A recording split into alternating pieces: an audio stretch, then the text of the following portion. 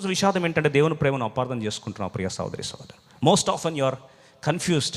You do not understand what is love of God. లోక ప్రేమ ఏంటో, దేవుని ప్రేమ ఏంటో నీకు తెలియదు. ఆయన ఎత్తు, లోతు, వెడల్పు, ఆయన పరిమాణం, ప్రేమ యొక్క పరిమాణం తెలిస్తే, ఆయన ప్రేమ దాసుడవైతే ప్రపంచంలో ఏ శ్రమ కూడా నేను ఆయన ప్రేమ నుండి దూరం చేయలేదు.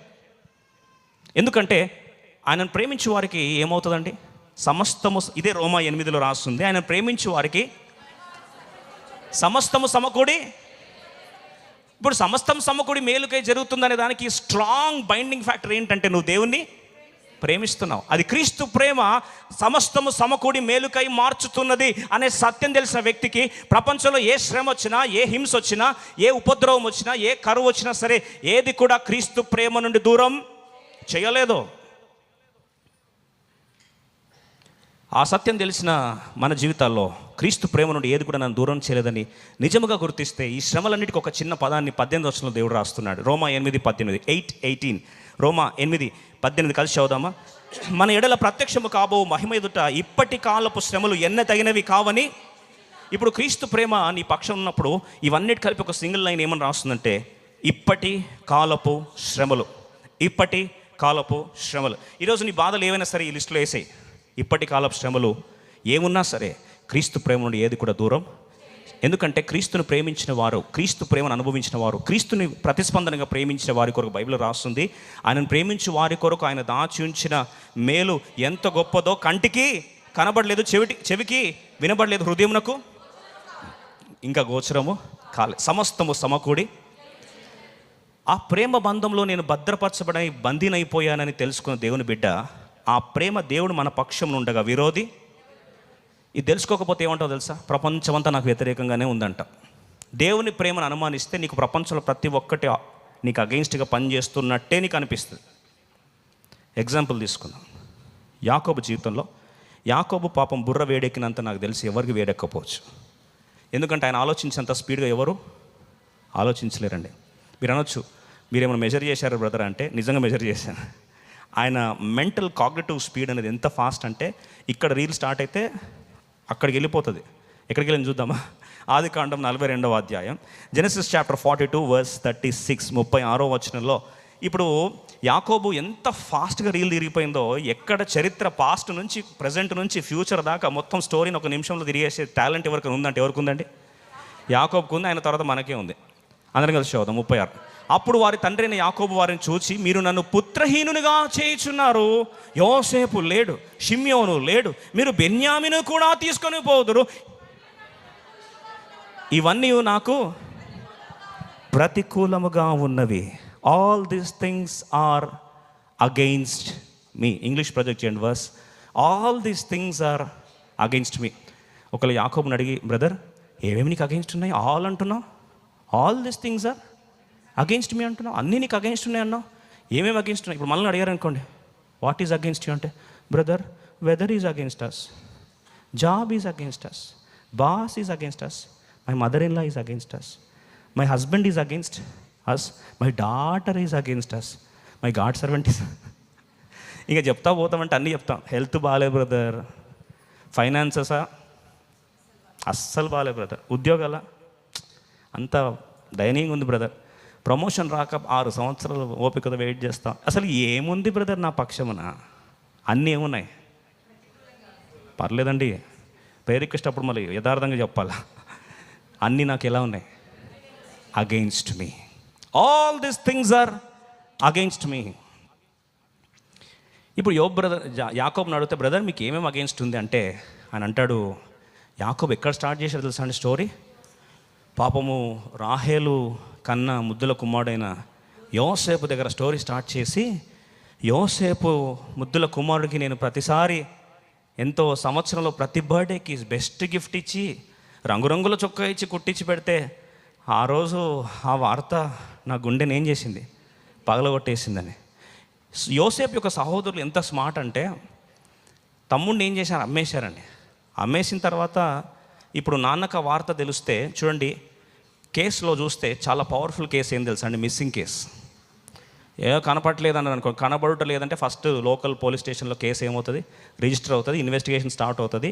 ఎత్తకపోయినారంటే వెంటనే బార్డర్ ఫోర్సెస్ని ఏం చేస్తారు? అలర్ట్ చేస్తారు. ఇమ్మిగ్రేషన్ చెక్ పాయింట్లో అందరూ జోసఫ్ ఎక్కడ అని చెప్పి బార్డర్లో ఏం చేస్తారు, వెతుకుతారు.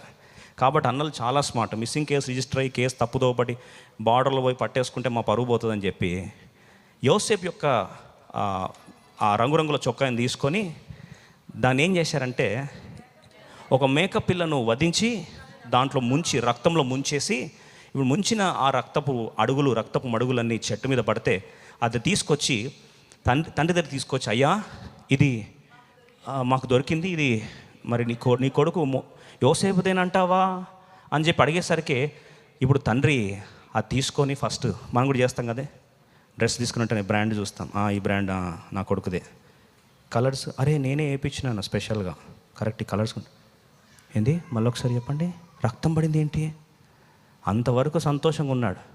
ఆ రక్తపు వార్త వినేసరికి గుండె ఏమైందంటే ముక్కలు అయిపోయింది. కొన్నిసార్లు మనకు కూడా ఒక వార్త అది జీర్ణించుకోవడం స్టార్ట్ అయ్యే లోపల షాక్కి వెళ్ళిపోతాం, అక్కడే కుప్పకూలిపోయాడు.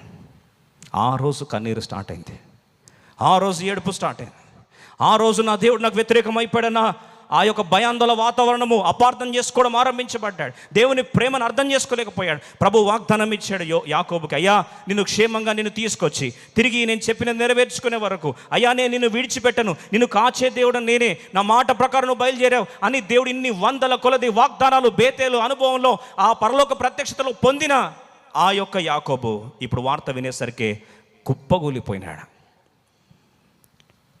ఆ రోజు కన్నీరు స్టార్ట్ అయింది. కొనసాగుతూనే ఉంటే గుండెలు బగిలి ఇంకో వార్త ఏంటంటే దేశంలో కరువు స్టార్ట్ అయిందండి. 42వ అధ్యాయం 1వ వచనం చదవండి, ఆదికాండం.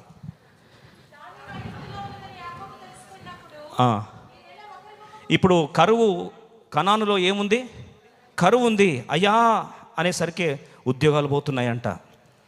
భోజనం తిందామని చెప్పి వెళ్తే ప్రైస్ పెరిగిపోయింది, ఇన్ఫ్లేషన్ పెరిగిపోయినా పర్లేదు ఎలాగైనా సరే కొంటామని చెప్పి డబ్బు తీసుకొని వచ్చే లోపల ఆకస్మిక వార్త ఏంటంటే కొనడానికి మీరు డబ్బులు ఇచ్చినా సరే ఇవ్వడానికి ధాన్యము లేదు. ఈ వార్త అనేసరికి యాకోబుకి, అయ్యా నా బిడ్డల్ని ఎలా పెంచాలి, నేను ఎలా పోషించాలి, ఇంతవరకు నేను బిడ్డల్ని పోషించాను, ఇప్పుడు కరువు వచ్చేసింది, జీతం రావట్లేదు, తిందామనుకుంటే 5వ వచనం చూడండి, కరువు కనాను దేశంలో ఉండెను. ఎంత భయంకరమైన కరువు వచ్చిందయ్యా. సరే కరువు ఇలాంటి పరిస్థితిలో ఉన్నాను కదా, తినడానికి తిండి లేదు, నా కుటుంబం ఎలా బతుకుతుంది, నా భవిష్యత్తు ఏమవుతుంది, నా బిడ్డలు ఎట్లా బతకాలి, మనమరాలు ఏం తిని బతకాలి, ఇవన్నీ కూడా ప్రపంచం నాకేమైంది, వ్యతిరేకమైపోయింది. దేవుడు నాకు వ్యతిరేకుడు అయిపోయాడు, నా కొడుకుని తీసుకున్నాడు, నా ఉద్యోగం తీసుకున్నాడు, నా తిండి తిప్పల మీద కూడా పడ్డాడు, లాస్ట్కి చివరికి తినే తిండిని కూడా దేవుడు నాకేం చేశాడు, దూరం చేశాడు. చెప్పండి నిజంగా దేవుడు వ్యతిరేకమా కాదా? వాస్తవంగా యాకోబు జీవితంలో అన్నీ వ్యతిరేకంగానే ఉన్నాయి. All these things are against me. ఒకరోజు ధైర్యం చేసుకుని అన్నాడు, ఐగుప్తులో ఫుడ్ ఉందంట, పోయి తీసుకురాపోండి అంటే బయలుదేరి వెళ్తే అక్కడ భయంకరమైన గుండె కోత వార్త ఏంటంటే ఆ ఫుడ్ ఇచ్చే ప్రైమ్ మినిస్టరే వీని ఇష్టం వచ్చినట్లు ఆట ఆడుకుంటున్నాడు. ఎవరయ్యా మీరు, వేగులు చూసేవారా, మీ మీద డౌట్ వస్తుంది, ముఖాలు చూస్తే అదే కనిపిస్తూ ఉంది అనేసరికి వీళ్ళు అన్నారు, లేదయ్యా ఒట్టేసి చెప్తున్నా, మేము అందరం ఒక్క తండ్రి కుమారులమే, మాకు తమ్ముడు ఉన్నాడు, అతడు ఇప్పుడు లేడు అనేసరికి అక్కడ నుంచి వాస్తవం ఎవరండి అక్కడ కూర్చుంది, యోసేపే. మీరు నిజమో కాదో నాకు మీద డౌట్ వస్తుంది. ఈ డౌట్ క్లారిఫై అవ్వడానికి సిమియోన్ ఉన్నాడు కదా, ఆ ఫస్ట్ వాడు నాకు ఉన్నాడు కదా, తెలియనట్టు యాక్షన్ చేస్తున్నాడు యోసేపు. ఆ ఫస్ట్ ఇటు రమ్మని అనేసరికి సిమియోన్ ముందుకు వచ్చాడు, వీని అరెస్ట్ చేసి లోపలేయండి అన్న. ఏంటయ్యా ఎందుకు అరెస్ట్ చేస్తున్నారంటే, ఇంకో తమ్ముడు మీకు ఉన్నారన్నారు కదా, ఒక తమ్ముడు చచ్చిపోయాడు అన్నారు, ఇంకో తమ్ముడు బతుకున్నాడు అన్నారు కదా, ఆ తమ్ముడు పేరు ఏంటి అంటే బెంజమిన్. అంటే ఏమేరన్నట్టు ఏంటంటే ఏదో మీ పేరు చెప్తున్నారు కదా, సరే ఆ పేరు గల తమ్ముడిని తీసుకొచ్చి ఈయనని విడుదల చేసుకొని పోండి, తీసుకొని వచ్చి రాకపోతే మీరెవరు, వేగులు చూసేవాళ్ళే. వీళ్ళ గుండె ఒక్కసారి ఆగిపోయింది. అయ్యా ఫస్ట్ వాడు పోతేనే ఇప్పుడు నీ డిప్రెషన్ నుంచి కోరుకోలేదు, ఇప్పుడు ఆ ఉన్న ఒక్కగానొక్క రాహేలు కొడుకుని బెంజమిన్ అడిగితే ఇంకా కుప్పగూలిపోతాడు మా నాన్న అని చెప్పి ఆల్రెడీ వాళ్ళకి ఏమైంది, అన్నీ అగెన్స్ట్ అని వీళ్ళకి కూడా అదే అనిపిస్తూ ఉంది. బయలుదేరి వచ్చి ఈ వార్త చెప్పేసరికి అంటాడు, యోసేపు లేడు, సిమియోను లేడు, లాస్ట్కి బెన్యామిని కూడా తీసుకెళ్తారా. ఇప్పుడు బహుశా గుండె తన్నుకు వస్తుంది, దైవమా నువ్వు నిజంగా ఉన్నావా, నిజంగా వాగ్దానాలేనా, ఎందుకు నా మీద పడుతున్నావు, వృద్ధాప్యమా నాకు ఈ కంఠశోష ఎందుకు, ఈ గుండె కోత ఎందుకు? కొడుకుల మీద కొడుకులు తీసుకుంటున్నావు. ఏం అన్యాయం చేశానని ఇట్లా చేస్తున్నావు ప్రభా? తిండి తిప్పలు లేని పరిస్థితి చేసావు, బిడ్డలను అనాథలు చేస్తున్నావు, ప్రపంచం అంతా నాకు వ్యతిరేకం అయిపోయిందని కన్నీరు మున్నీరై ఏడుస్తున్నాడు యాకోబు. అదే మాట రాసి పెట్టాడు. కానీ ప్రభుకు స్తోత్రం, వాస్తవం అదేనా? వాస్తవంగా ఏ కొడుకు చనిపోయాడని ఏడుస్తున్నాడో ఆ కొడుకు ప్రధానమంత్రి స్థాయిలో కూర్చున్నాడు. ఏ కొడుకును అరెస్ట్ చేసి లోపలేశారని బాధపడుతున్నాడో, వాస్తవంగా ఏ కొడుకు చనిపోయాడని ఏడుస్తున్నాడో ఆ కొడుకు ప్రధానమంత్రి స్థాయిలో కూర్చున్నాడు. ఏ కొడుకును అరెస్ట్ చేసి లోపలేశారని బాధపడుతున్నాడో ఆ సిమ్యోను ప్యాలెస్లో ఎంజాయ్ చేస్తున్నాడు. అయ్యో నా భవిష్యత్తు కరువుతో చచ్చిపోతున్నారు కదా నేనంటే, కరువును రూపుమాపే సమృద్ధి కారకుడే నీ కొడుకు సింహాసనం మీద కూర్చొని ప్రపంచానికి భోజనం పెడుతున్నాడు. ఇలాంటి పరిస్థితిలో సంగతి ఒకటి జరుగుతున్నది, ఇంకొకటి. ఈ రెండింటి మధ్యలో రెండు కన్నులు పనిచేస్తాయి. ఒకటి వెలుచూపు, చుట్టూ జరిగే పరిస్థితులు. రెండవది విశ్వాసం. ప్రతిరోజు నీ జీవితంలో ఈ రెండు కన్నుల మధ్యలో జరిగే యుద్ధమే నీ కలవరానికి, నీ సంతోషానికి కారణం. వార్త విన్నావు, కంగారైపోయింది, టెన్షన్ పడుతున్నావు. కారణం ఏంటంటే వెలుచూపు పని చేస్తుంది, విశ్వాసము పని చేయట్లే. నిజంగా విశ్వాసం ఉంటే క్రీస్తు ప్రేమ నుండి నన్ను ఏది కూడా ఎడబాపడానికి వీలు లేదు. క్రీస్తు ప్రేమ ఉంటే సమస్తము సమకూడి మేలుకే జరుగుతూ ఉన్నాయి. నాకు కీడు అనేది నా డిక్షనరీలో లేదని చెప్పగలగాలి, చెప్పలేకపోయాడు. ప్రియ సోదరి సోదరా, ఈరోజు నీ మూలుగుచున్న కారణానికి రోమిల రాష్ట్ర పత్రిక 8వ అధ్యాయం అన్ని అగెన్స్ట్ ఉన్నాయని బాధపడుతూ దేవుని మందిరానికి వచ్చుంటే, ఈ వాక్యం ద్వారా దేవుడు సూటిగా నీ హృదయంతోనే మాట్లాడుతూ ఉన్నాడు. చాలాసార్లు రోమా 8వ అధ్యాయం మర్మం మర్చిపోతాం. నిజంగా అంతానా మేలుకే పాట రాసింది ఇదే అధ్యాయంలో నుండి, రోమా 8:28. అయితే ఫస్ట్ స్టాంజా చెప్పగలరా అంతానా మేలుకేలో? నేను ఎల్లప్పుడా అది స్టాంజా కాదండి, పల్లవి. కన్నీళ్ళే పానములైన, కఠిన దుఃఖ బాధలైన, స్థితిగతులే మారిన, అవకాశం చేజారిన, అప్పుడేంది? మారదు యేసు ప్రేమ, నిత్యుడైన ప్రేమ అనే ఆ యొక్క స్ట్రెంగ్త్, తండ్రి ప్రేమ నా పక్షం ఉన్నదని నిజంగా నమ్మే వ్యక్తికి సమస్తము సమకూడి ఏమవుతుంది? మేలుకే మారుతున్నప్పుడు నువ్వు ఏమంటావు తెలుసా? క్రీస్తు ప్రేమ నుండి నన్ను ఏదైనా, can anything separate me from the love of God? ఇప్పుడు ఆ సత్యం తెలుసుకోక మునుపు